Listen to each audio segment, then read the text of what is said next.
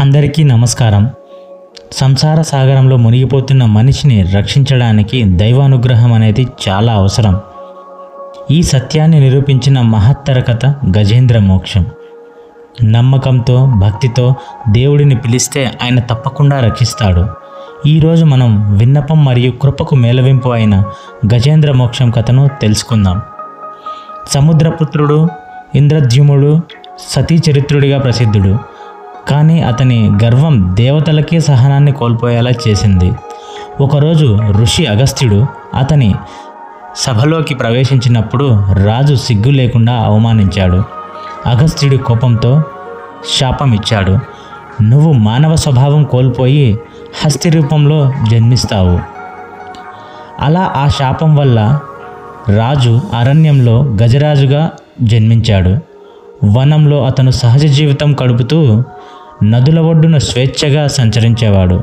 అయినా అతని హృదయం మానవ స్పృహతో నిండి ఉండేది. దైవభక్తి ఇంకా అలానే ఉండేది. ఒకరోజు గజేంద్రుడు తన హృదయం నిమ్మలంగా ఉండేందుకు గంగ నదిలోకి వెళ్ళాడు. అక్కడ అతను చల్లని నీటిలో స్నానం చేస్తూ తన పాదాలతో నీటిని ఆడించాడు.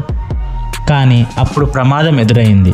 ఒక పెద్ద మొసలి ఆకస్మికంగా అతని కాలిని పట్టుకుంది. గజేంద్రుడు మొసలితో పోరాడాడు. కానీ ఎంత పోరాడినా అతని శక్తి తగ్గిపోయింది. తన శక్తి కోల్పోయినప్పుడు గజేంద్రుడు దేవుణ్ణి జ్ఞప్తి చేసుకున్నాడు. ఆకాశం వైపు తొండం ఎత్తి ఇలా ప్రార్థించాడు, హే నారాయణ, నన్ను రక్షించు.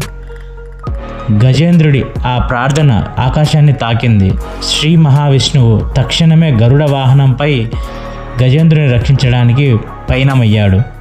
ఆ సమయంలో పరమశక్తితో వెలుగులు విరజిమ్ముతూ భగవంతుడు భూమిపైకి వచ్చాడు.